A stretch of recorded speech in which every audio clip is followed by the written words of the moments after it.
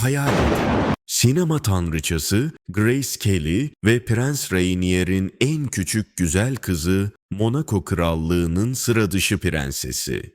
Prenses Stephanie. Prenses olarak doğmuş ve yaptığı davranışlarla, adı skandallarla anılmış bir kadın. Acılar, başarılar, aşklar, skandallar, derin kırgınlıklar ve yeni başlangıçlarla dolu dolu geçen bir yaşam öyküsünü izlemeye hazır mısınız? Efsane haber başlıyor. Stephanie, Monaco Prensi, Rainier'in ve ikonik Hollywood yıldızı ve Monaco Prensesi Grace Kelly'nin üçüncü çocuğu olarak 1965 yılında Monaco Sarayı'nda gözlerini dünyaya açtı. Ve Stephanie yıllar boyunca kamuoyunda skandallarıyla, aşklarıyla, hayata karşı gösterdiği vurdumduymazlığı ile ön plana çıktı ve ailesine sorun çıkaran bir kraliyet üyesi oldu. Dünyaya geldiği daha ilk günden itibaren Prenses Stephanie'nin yaşamı herkes tarafından adeta kusursuz bir peri masalı olarak görülüyordu. Ne var ki tüm o ışıltılı sarayların, prestijli unvanların ve sınırsız görünen zenginliğin ardında kimsenin tam olarak bilmediği, annesinin onunla birlikteyken bir trafik kazasında yaşamını yitirmesinden dolayı ağır bir psikolojik travma ve hiç de kolay olmayan bir yaşam mücadelesi var. Bu mücadele zaman zaman derin yalnızlıklarla, zaman zaman bir prensese yakışmayacak asi tavırlarla kendini gösterdi ve magazin basınında ailesinin yüz karası olarak anıldı. Aslında Prenses Stephanie doğduğu günden bugüne hayatında hiç de kolay olmayan bir yaşam mücadelesi verdi. Şimdi gelin onun hayatında saklı kalmış çoğu zaman sıra dışı, bazen dramatik ve trajik olaylarla dolu hayat hikayesinin izini birlikte sürelim. Bu arada gerçek kişiliğine ve duygusal hayatına kısa bir göz atalım. Kamuoyunda Prenses Stephanie olarak bilinse de gerçek adı Prenses Stephanie Marie Elizabeth Grimaldi'dir. 1 Şubat 1965 yılında dünyanın en göz alıcı ve merak uyandıran ailelerinden birinin çocuğu olarak dünyaya gözlerini açtığından itibaren yıllarca dünya basın tarafından takip edildi ve hala edilmeye devam ediyor. Bunun sebebi Hollywood yıldızı Grace Kelly ile Monaco Prensi 3. Rainier'in en küçük çocuğu olarak dünyaya gelmesiydi. Ancak bu ayrıcalıklı yaşam Stephanie için bir lütuftan çok bir lanetti. Zaten bir kraliyet mensubu olmak başlı başına dikkat çekici iken, küçük prenses Stephanie'nin anne ve babası sıradan bir hanedanın parçası değildi. Onlar dünya tarihine iz bırakmış, görüntüde pırıltılı bir aşkın ve gösterişin simgesiydi. Annesi Grace Kelly, Hollywood'un efsanevi yıldızıydı. Zarafeti, güzelliği ve masalsı hayatı ile milyonların idolüydü. Babası Rainier ise Monaco'yu modernleştiren güçlü bir hükümdardı. Grace Kelly ve Prens Rainier'in evlilik kararı alması tüm dünyada bir fırtınaya sebep olmuştu. Gazeteler günlerce manşetler attı, radyolar bu olayla ilgili halkı heyecanlandıran ve meraklandıran haberler sundu. Onların düğünü yüzyılın düğünü diye adlandırıldı. O gün dünya televizyonlarının başında 30 milyondan fazla insan canlı olarak bu muhteşem düğünü izledi ve peri masalının içine daldı. Böyle bir ailede doğup bu gösterişli hayatın gölgesinde büyüyen küçük Stephanie, ablası Caroline ve ağabeyi Albert'ın aksine aslında pek çok çocuktan farklı değildi. Taht sıralamasında en önde yer almıyordu ama hırslı ailesi ondan kusursuz bir başarı bekliyordu. Bale dersleri, piyano etütleri, binicilik, jimnastik ve diğer sporlar. Çocukluk onun için oyunlardan çok disiplinli bir program anlamına geldi. Küçük yaşlardan itibaren Stephanie'nin farklı olduğu belliydi. Ablası Caroline daha ağırbaşlı, resmi törenlerde annesinin zarif gölgesini takip eden bir figürdü. Albert, geleceğin hükümdarı olmanın ağırlığıyla büyüyordu. Stephanie ise başından beri farklıydı. Enerjik, neşeli, kuralları çiğnemekten çekinmeyen ve içindeki özgürlüğü saklamayan bir çocuk. Stephanie'nin içinde dizginlenemeyen bir ateş vardı. Sıcakkanlılığı, espri yeteneği ve zekası bir yana kısa sürede ailedeki asi çocuk olarak ün saldı. Annesi Grace Kelly ona vahşi çocuk anlamına gelen Enfant Terrible lakabını takmıştı. Bu canlı kişiliği gelecekte yaşayacağı sıra dışı hayatın adeta bir göstergesiydi. Kraliyet beklentilerini hiçe sayarak kendi yolunu çizdi ve farklı bir imaj yaratmayı başarmış bir prenses olarak tarihe geçti. Sarayda ona vahşi çocuk denmeye başlanması boşuna değildi. Jimnastikte olağanüstü başarılıydı, bale derslerinde öğretmenlerini şaşırtıyordu. Müzik derslerinde piyanonun başında dakikalarca vakit geçiriyor, notaları öğrenmekle kalmayıp kendi melodilerini de deniyordu. Grace Kelly, Stephanie'nin farklı yapısını çok iyi görüyordu. Grace Kelly'nin en çok bağ kurduğu çocuğu Stephanie idi. Çünkü onda kendi gençliğini görüyordu.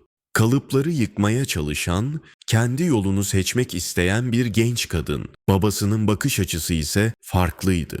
Rainier daha gelenekçi, disiplinli ve katı bir figürdü. Monaco'nun itibarını her şeyin üstünde tutuyordu. Caroline ve Albert gibi daha uyumlu çocukları takdir ederken Stephanie'nin asi ruhu onu endişelendiriyordu. Bir rivayete göre bir keresinde saray çalışanlarından biri Rainier'in kızına bakarak gülümseyip şöyle dediğini aktarır. Bu kız bir gün başımıza çok iş açacak. Ama onun ışığını da kimse söndüremeyecek. Bu cümle belki de ileride olacakların adeta habercisiydi.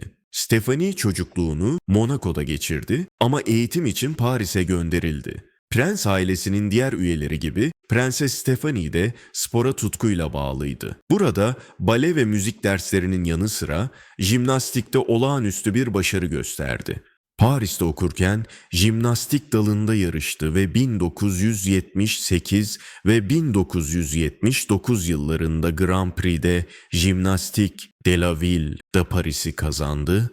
Monaco adına gurur kaynağı oldu. Her zaman yeni şeyler keşfetmeye meraklı olan Prenses Stephanie'nin yüzme, su kayağı ve yokuş aşağı kayak gibi etkileyici bir hobi listesi var.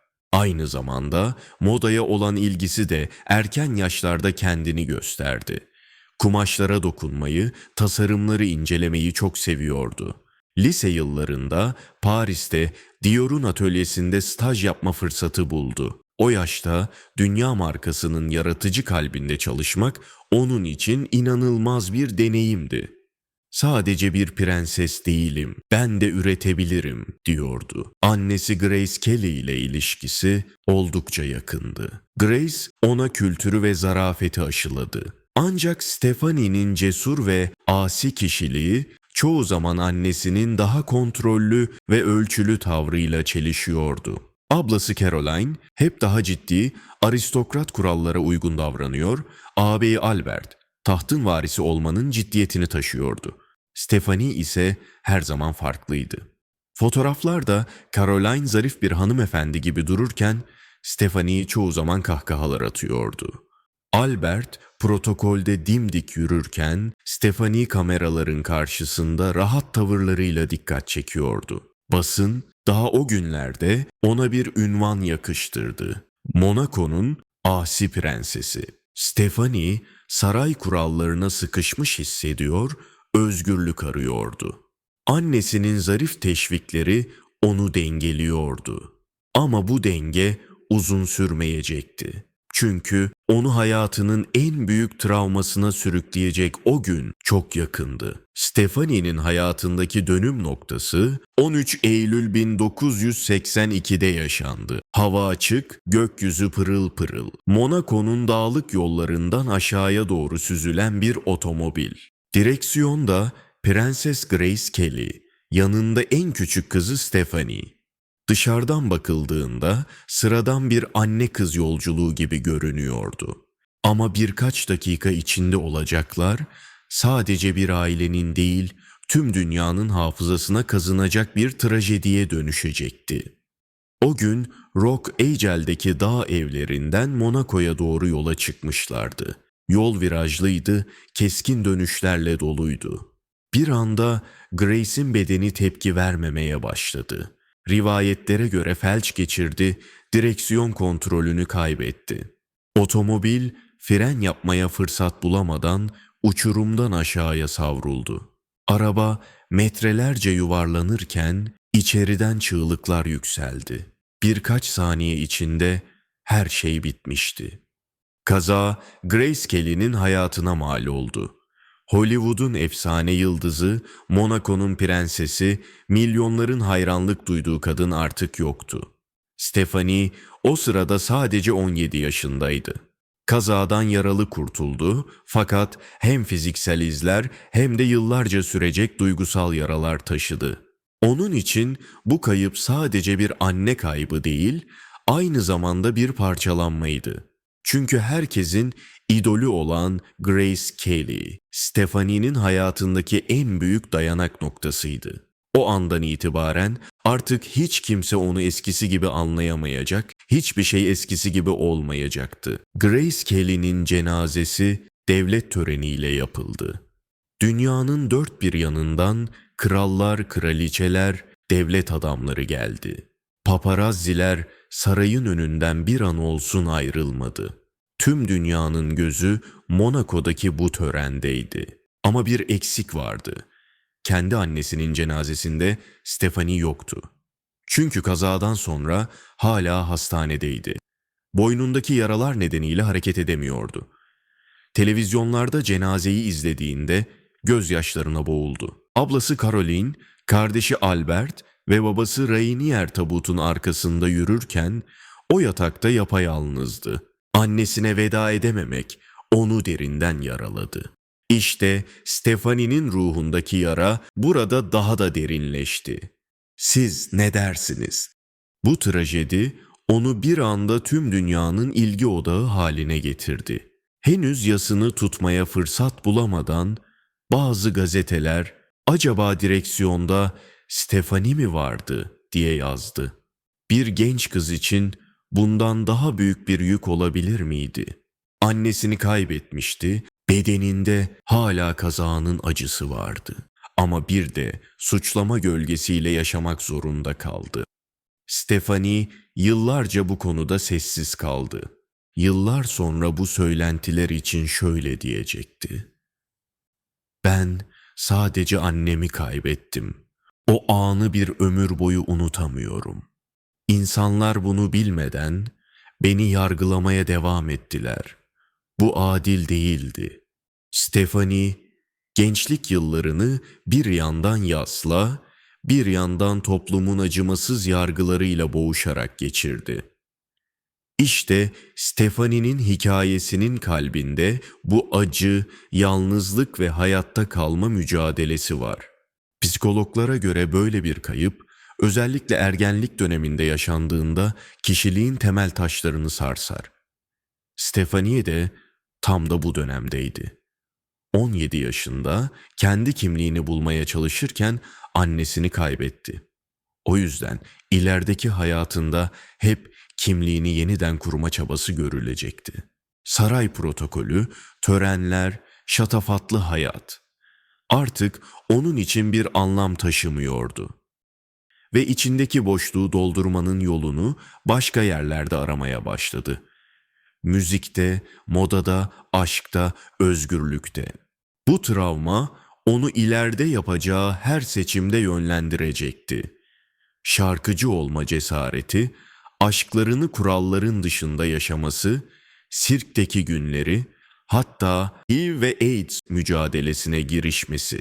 Hepsi o travmanın yankılarıydı. O acı gün Grace Kelly'nin hayatı sona ermişti. Ama aynı gün Stephanie'nin içindeki fırtınalar başlamıştı ve o fırtınalar hiç dinmeyecekti. 1980'lerin ortasında Stephanie modaya adım attı. Model olarak çalıştı ve kendi mayo markasını piyasaya sürdü. Çarpıcı güzelliği ve cesur ruhuyla kısa sürede moda dünyasında ilgi odağı oldu. Önemli dergilerin kapaklarını süsledi. Müzik dünyasına adım atması da en az moda kadar cesur bir adımdı. 1986'da çıkardığı ilk single'ı Oregon, Avrupa'da büyük bir hit oldu ve 2 milyondan fazla kopya sattı. Ardından yayımladığı albümüyle pop müziğe giriş yaptı. Eleştirmenlerden karışık yorumlar alsa da müzik kariyeri onun geleneksel kraliyet rollerinin dışına çıkan bir öncü olarak anılmasını sağladı.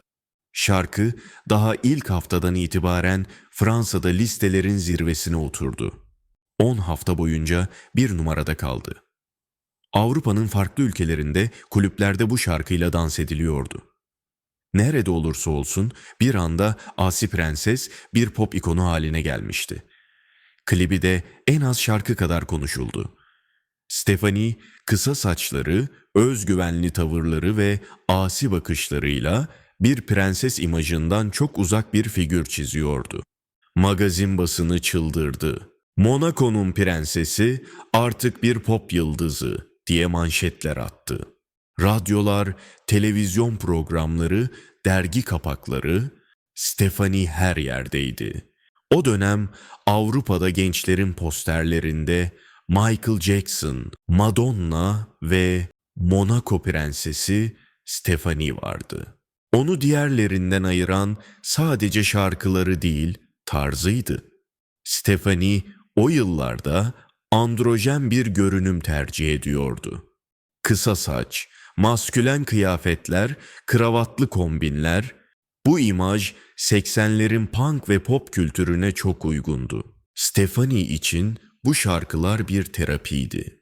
Yaşadığı acının, kaybın ve travmanın içinden çıkmanın yolu şarkı söylemekti. Michael Jackson'ın In the Closet adlı şarkısında gizemli bir kadın vokal vardır. Uzun süre bu sesin kime ait olduğu tartışıldı. Resmi kaynaklarda bu Mystery Girl olarak geçiyordu ve iddialara göre bu ses Stefani'ye aitti. Bu, magazin basınının hayranlıkla işlediği bir detay oldu. Stefani, 1990 bir de ikinci albümü Stefani'yi çıkardı. Ama bu albüm ilki kadar başarılı olmadı. 1992'de müzik defteri kapandı. Stefani bir daha yeni şarkılar yayınlamadı. Ama bu onun için başarısızlık değildi. Çünkü müzik başından beri onun için bir ticari başarı aracı değil, ruhunu iyileştiren bir yoldu. O yıllarda söylediği bir cümle çok şey anlatır. Ben sahnede şarkı söylerken prenses değildim, sadece Stefani'ydim. O yıllarda müzikle hayata tutunan Stefani bir sonraki adımda daha büyük fırtınalara yelken açacaktı. Aşkları, skandalları ve tüm dünyanın manşetlere taşıdığı özel hayatı. Stefani'nin özel hayatı kariyeri kadar renkli ve çalkantılı oldu. Tutkulu ve bazen fırtınalı ilişkileriyle basının sürekli gündeminde kaldı. 1985'te efsanevi aktör Alain Delon'un oğlu Fransız aktör Anthony Delon ile olan yakınlaşması manşetleri süsledi.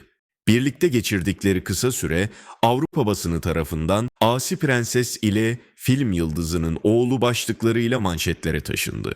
İlişki kısa sürdü ama Stefani o dönemin en gözde genç kadınlarından biri olarak magazin gündeminden düşmedi. Kısa bir süre sonra adı bu kez Amerikalı yıldız Rob Lowe ile anıldı. ABD'ye yaptığı bir seyahat sırasında tanıştıkları söylendi. Ancak bu ilişki hiçbir zaman doğrulanmadı. Yine de genç prensesin etrafındaki efsane büyüyordu. Artık o sadece Monaco'nun kızı değil, uluslararası bir ikondu. Ve sonra Fransız yarışçı Paul Belmondo. Ünlü aktör Jean-Paul Belmondo'nun oğlu. Stefani ile Paul'ün birlikte çekilen birkaç fotoğrafı aşk söylentilerini alevlendirdi. Monaco'nun geleneksel çevresi bu yakınlaşmaları hoş karşılamasa da, Stefani için bunlar kendi kimliğini aramanın bir yoluydu. 1980'lerin sonuna gelindiğinde Onun hakkında yazılan her satır bir peri masalından çok bir özgürlük hikayesine benziyordu. 1990'ların başı ve işte o yıllarda kalbini hiç beklenmedik birine kaptırır. Koruması Daniel Ducreux. İlişkileri kısa sürede medyaya yansıdı. Saray bu duruma büyük tepki gösterdi. Bu ilişkiyle ilgili bir skandal da Daniel Ducreux'in o sıradaki kız arkadaşı hamileydi. Ama bu Stephanie'nin umurunda değildi. Kalbinin sesini dinledi. 1992'de ilk çocukları Louis ve 1994'te ikinci çocukları Pauline doğdu. Stephanie bu ilişkiyi resmileştirmek için babası Prens Rainier'i zorlukla ikna etti ve 1995 yılında Daniel Ducreux ile evlendi. Ama işler hiç de masal gibi gitmedi. 1996'da Daniel Ducreux'in havuz başında başka bir kadınla çekilen ihanet fotoğrafları basına sızdı. Dünyanın dört bir yanında gazeteler o kareleri prensesin kocası ihanette yakalandı diye manşetlerine taşıdı.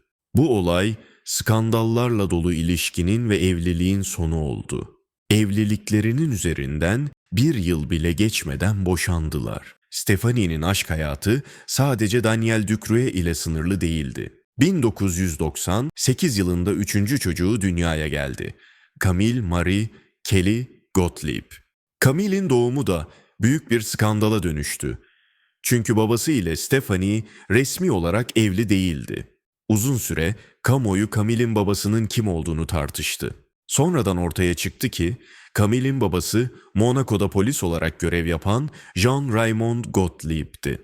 Bu ilişki resmi bir evliliğe dönüşmedi. 2003'te kendisinden 10 yaş küçük sirk sanatçısı Adams Lopez Perez ile evlenerek sıra dışı bir adım daha attı. Bir süre sirkiyle birlikte dünyayı dolaşan Stephanie, özgür ruhunu bir kez daha ortaya koydu. Ancak bu evlilikte 2004'te sona erdi.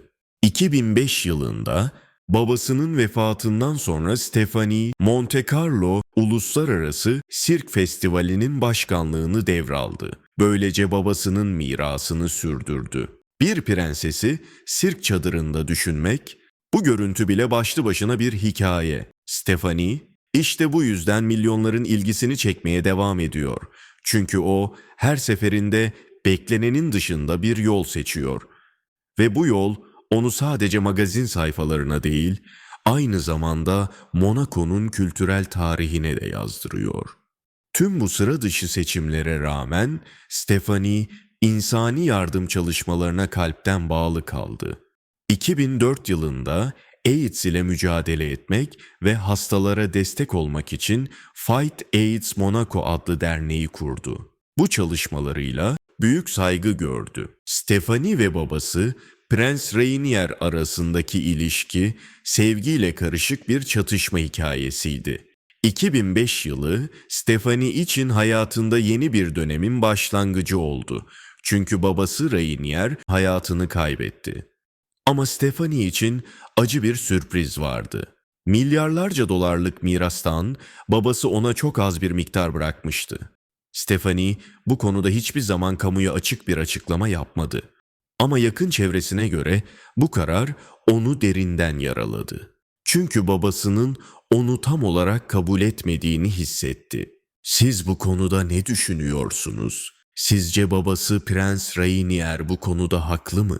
Stephanie'nin hayatı dışarıdan bakıldığında ihtişamlı bir masal gibi görünse de içeride derin kırgınlıklar ve hayal kırıklıkları var. Ve bu miras hikayesi onun hayatındaki en önemli dönemeçlerden biri oldu. O günden sonra hayatında daha çok çocuklarına ve yardım çalışmalarına yöneldi. Belki de bu onun için yeni bir fırsattı. Artık kendi hayatını tamamen kendi elleriyle kuracaktı. Stephanie daima kararlı, iyi bir anne oldu.